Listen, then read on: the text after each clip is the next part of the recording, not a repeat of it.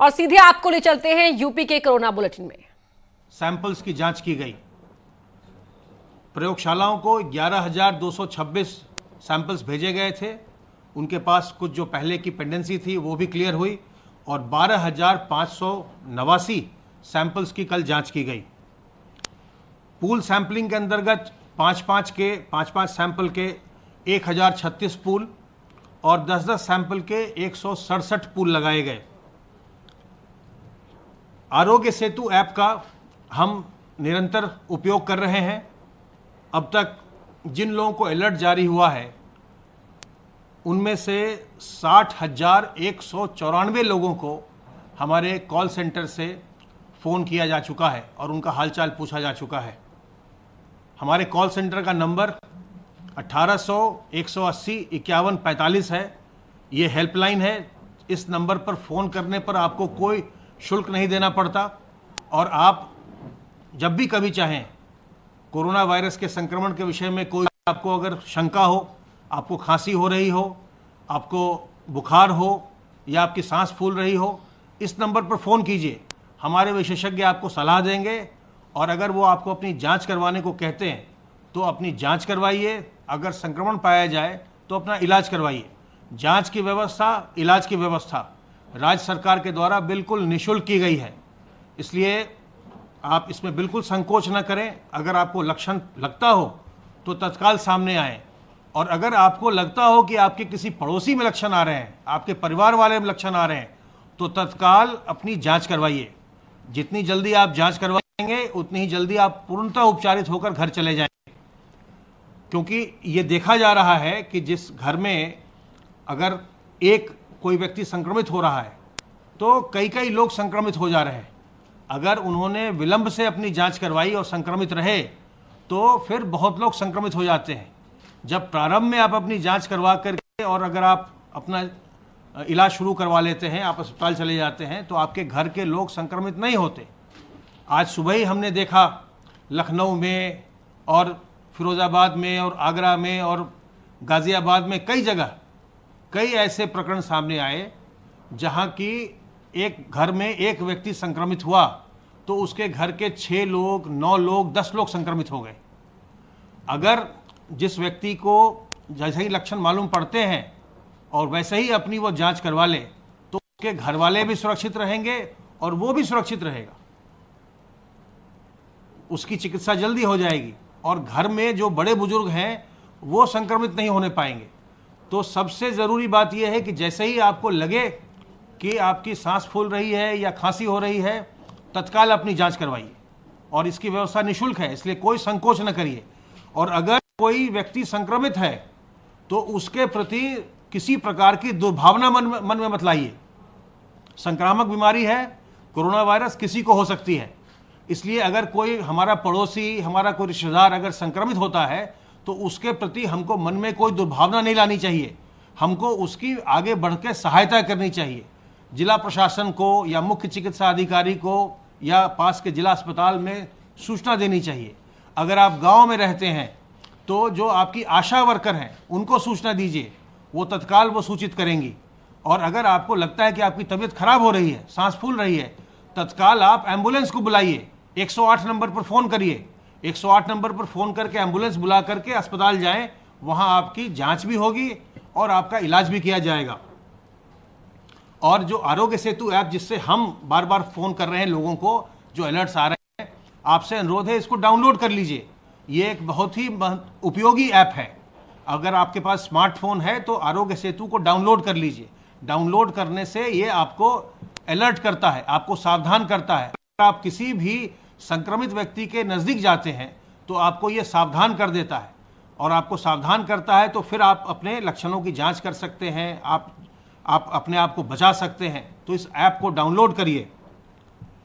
आशा workers लगातार प्रवासी जो हमारे कामगार लौटे हैं उनकी ट्रैकिंग कर रही हैं और वो इसमें गांव-गांव, घर-घर जाकर अच्छा कार्य कर रही हैं। अब तक उन्होंने 12,80,833 प्रवासी कामगारों को ट्रैक किया है, जिनमें से 1163 में 1163 में हमें कोई न कोई लक्षण उन्होंने बताया है। उन्होंने बताया है कि इनमें कोई न कोई लक्षण है, या तो ज्वर है या इनको खांसी हो रही है या इनके सांस फूल रही है, और उन सब की सैंपलिंग कराकर जांच कार्रवाई हो रही है। और जहां जहां जो भी पॉजिटिव आ रहे हैं उनके चिकित्सा के लिए उनको अस्पताल में भेजा जा रहा है। सर्वेलेंस का कार्य हमारा लगातार चल रहा है 14,872 इलाकों में, जिसमें 4,275 हॉटस्पॉट के इलाके हैं और 10,597 नॉन हॉटस्पॉट के इलाकों में अभी तक सर्वेलेंस हुआ है। 1,06,204 टीमों के माध्यम से, टीम दिवस के माध्यम से 82,12,555 घरों का सर्वेलेंस किया गया, जिसमें 4,17,35,408 लोग सर्वेलेंस में लिए गए। अभी मैंने आपको बताया कि हमारा एक हेल्पलाइन नंबर जो आम पब्लिक के लिए है, जिसमें कोई भी फ़ोन कर सकता है, 1800 180 51 45। हम लोगों ने कल से एक नया हेल्पलाइन नंबर शुरू किया है, 1800 180 51 46।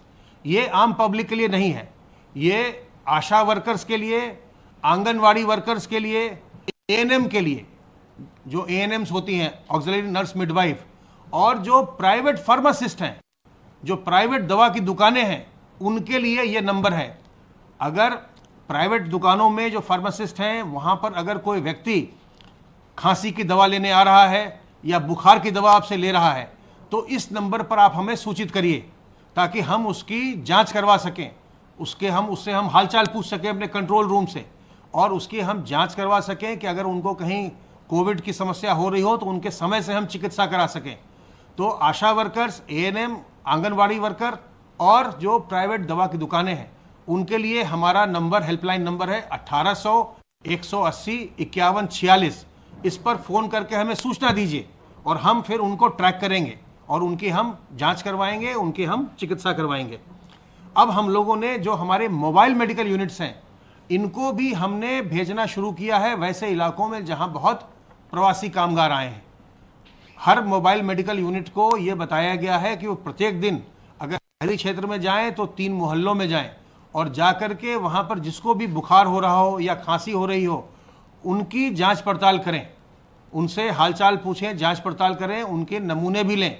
और गांव में जाएं तो गांव में भी 2 या 3 गांवों में जा कर के वो ये काम करें, ताकि अब यह काम शुरू भी हो गया है, फील्ड में ये काम शुरू हो गया है। आज ही मेरे पास बाराबंकी के गांव से फोटोग्राफ्स भी आए हैं जहां की मोबाइल मेडिकल यूनिट जाकर के लोगों की चेकिंग कर रही है, टेस्ट वो परीक्षण कर रहे हैं। आपके माध्यम से हम एक बार फिर आज जो हमारे doctors, paramedical staff, nursing staff और हमारे जो वार्ड बॉय, स्वीपर्स इस काम में लगे हुए हैं, कोविड के मरीजों की देखभाल में, उनके चिकित्सा में, मेडिकल कॉलेजेस और हॉस्पिटल्स के सभी स्टाफ, उनको हम धन्यवाद देते हैं, उनका हम आभार व्यक्त करते हैं। वो फ्रंटलाइन पर रहकर अच्छा कार्य कर रहे हैं। और साथ ही साथ जितने भी लोग हमें इसमें सहयोग दे रहे हैं इस कार्य में, चाहे हमारे पुलिस के साथी हों, चाहे प्रशासन के साथी हों, चाहे हमारे नगर निगम या ग्राम पंचायतों में हमारे सफाई कर्मी हों जो सैनिटाइजेशन का काम कर रहे हैं, और जो भी सरकारी या गैर सरकारी संगठन के जो लोग भी इस लड़ाई में हमारा सहयोग कर रहे हैं, हमारे साथ हैं, हम उन सब का धन्यवाद व्यक्त करना चाहते हैं। और एक बार आपके माध्यम से फिर से बताना चाहते हैं कि इस बीमारी से घबराना नहीं है। हर जो नया केस आता है उस जो कांटेक्ट ट्रेसिंग और उसके पीछे कहाँ कहाँ लोग किससे मिले हैं, ये जो पूरी व्यवस्था बनी है मेडिकल की, इसको मजबूती से आगे बढ़ाया जाए जिससे हम कंटेन कर सकें और जो भी संक्रमित हो उनको तत्काल उपचारित करा सकें। उन्होंने आज जो भारत सरकार के स्वास्थ्य मंत्रालय की तरफ से जो निर्देश आए हैं उनकी समीक्षा भी की है। धर्मस्थलों के निर्देश स्वास्थ्य विभाग भारत सरकार के आ गए हैं। जो अनलॉक 1 के निर्देशों के क्रम में गृह मंत्रालय भारत सरकार के हैं। आपको मालूम है कि भारत सरकार के निर्देशों के अनुरूप, गृह मंत्रालय के निर्देशों के अनुरूप अनलॉक 1 के प्रदेश सरकार के माननीय मुख्यमंत्री जी के आदेश के बाद निर्देश मुख्य सचिव साहब की तरफ से जारी हो चुके हैं। और उसी कड़ी में अब आगे गृह मंत्रालय भारत सरकार के आदेशों के क्रम में जो स्वास्थ्य मंत्रालय भारत सरकार को निर्देश देने थे, गाइडलाइंस बनानी थी हेल्थ की, वो अब उन्होंने जारी कर दी हैं। तो उसके क्रम में धार्मिक स्थलों के बारे में जो निर्देश भारत सरकार ने दिए हैं, होटल्स, रेस्टोरेंट्स, मॉल्स के बारे में जो निर्देश दिए हैं और ऑफिसेज के बारे में जो निर्देश दिए हैं, उनका आज जो है समीक्षा माननीय मुख्यमंत्री जी की तरफ से की गई। और माननीय मुख्यमंत्री जी ने ये कहा कि धर्म स्थलों पर जो निर्देश भारत सरकार के आए हैं उनका तत्काल आज ही परीक्षण करके इस प्रकार से व्यवस्था बनाई जाए कि जो है उसको हम धर्म स्थलों को खोलने के लिए जिला प्रशासन और पुलिस संबंधित अधिकारी जो हैं वो धर्मस्थलों के जो प्रभारी हैं उनके साथ संपर्क बनाकर, संवाद बनाकर उनको खोलने की व्यवस्था भारत सरकार की गाइडलाइंस के अनुरूप करेंगे। ये व्यवस्था करी जाएगी कि धर्मस्थल पर सैनिटाइजर रहेगा, इंफ्रारेड थर्मामीटर रहेगा, पल्स ऑक्सीमीटर भी रखने का निर्देश मुख्यमंत्री जी ने दिया है। धर्मस्थल के अंदर एक बार में 5 से अधिक श्रद्धालु यथासंभव न हो, यह भी देखना होगा। और जो प्रतिमा है और धार्मिक ग्रंथ है उसको कोई छुए न, स्पर्श न करे। और जो भी धर्मस्थल में जाए जूता चप्पल बाहर छोड़कर जाए, और जूता चप्पल रखने की जो व्यवस्था है वो उसका प्रॉपर इंतजाम सभी धार्मिक स्थलों पर किया जाए। उन्होंने कहा कि उचित होगा कि यथासंभव अपने वाहन आदि में ही लोग अपना जूता चप्पल उतार के जाएं, जिससे कि धर्मस्थल के प्रस्थान आगमन में कोई किसी तरह की कठिनाई न हो। माननीय मुख्यमंत्री जी ने क्वारंटाइन सेंटर, कम्युनिटी किचन के संचालन के लिए भी जो है उनको सैनिटाइज करने के लिए और उनकी प्रॉपर अच्छा व्यवस्था करने का निर्देश दिया है। कामगारों और श्रमिकों को 1000 रुपये की जो धनराशि दी जा रही है भरण पोषण की, उसकी भी आज समीक्षा करके उसकी मॉनिटरिंग करके उस कार्य को भी आगे बढ़ाने के लिए निर्देशित किया है। जो भी संक्रमित हो रहे हैं उनके समुचित उपचार के लिए उन्होंने निर्देश दिया है। उन्होंने मुख्य सचिव महोदय को निर्देश दिया है कि वे सभी मंडलायुक्त और जिलाधिकारियों से प्रतिदिन संवाद कर लें और कोविड चिकित्सालयों की व्यवस्था सुनिश्चित करने के लिए उनको आगे जो है उनकी मॉनिटरिंग और समीक्षा करते रहे। उन्होंने कहा कि अस्पतालों में रोगियों के पीने के लिए गुनगुना पानी की व्यवस्था भी कर ली जाए।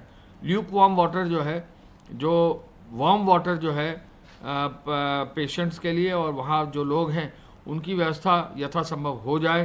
L1 कोविड अस्पताल में ऑक्सीजन और L2 में कोविड चिकित्सालयों में ऑक्सीजन और वेंटिलेटर दोनों की व्यवस्था रहे। जहाँ भी चिकित्सालय रहे वहाँ साफ सफाई हो, बेडशीट आदि की व्यवस्था प्रॉपर हो, वहाँ पर नर्सिंग स्टाफ और डॉक्टर्स राउंड लें, रोगियों को शुद्ध और सुपाच्य भोजन मिले, संक्रमित मरीजों को रिकवरी जल्दी से हो, गति अच्छी रहे और संक्रमण से जो बचाव करते हुए जो रिकवरी रेट है उसको और हम अच्छा बढ़ा सकें अपने प्रदेश में, ये निर्देश उन्होंने दिए। बेहतर चिकित्सा व्यवस्था के साथ साथ जागरूकता और सर्वेलेंस के लिए भी उन्होंने माननीय मुख्यमंत्री जी ने मजबूती से आदेश किया है। उन्होंने कहा है कि कोविड अस्पतालों में उपचार की व्यवस्था मजबूत हमारे प्रदेश में होगी तो निश्चय ही लोग जल्दी उपचारित होकर जो है बाहर आएंगे और उनको जो है रिकवरी रेट बढ़ सकेगा। कोविड-19 को नियंत्रित करने के लिए जागरूकता और लोगों को सजग रखने के लिए भी निगरानी समितियों को और मजबूत करने का माननीय मुख्यमंत्री जी द्वारा निर्देशित किया गया है। और निरंतर आशा वर्कर को ये निर्देश दिया जाए कि वो संवाद संबंधित अपनी कम्युनिटी से, अपने वहाँ पर जहाँ पर भी गाँव में कर रहे हैं वहाँ पर लोगों से अपना संवाद, जिससे कि और आगे जाकर लोगों को जागरूकता भी हो और उपचार भी हो। मुख्यमंत्री जी ने औद्योगिक गतिविधियों को और तेज लाने के लिए जो है रोजगार को और अधिक बढ़ाने का निर्देश दिया है। उद्यमियों को ऋण उपलब्ध कराने के लिए MSME सेक्टर में ऑनलाइन स्वरोजगार संगम के योजनाओं को भी लागू करने का उन्होंने निर्देश दिया है। उद्योग बंधु, पिकअप और अन्य जो भी उद्योग विभाग की संस्थाएं हैं वह अनुकूल परिस्थिति और ऐसा जो है एटमॉस्फेयर तैयार करें जिससे कि रोजगार भी बढ़ सके और उद्योग भी आगे बढ़ सके। प्रदेश में वापस लौटे कामगार और श्रमिकों के लिए प्रधानमंत्री जी के विशेष पैकेज के अंतर्गत उनको लाभ देने के लिए और अधिक मेहनत करने की आवश्यकता है, ये निर्देश मुख्यमंत्री जी ने दिया।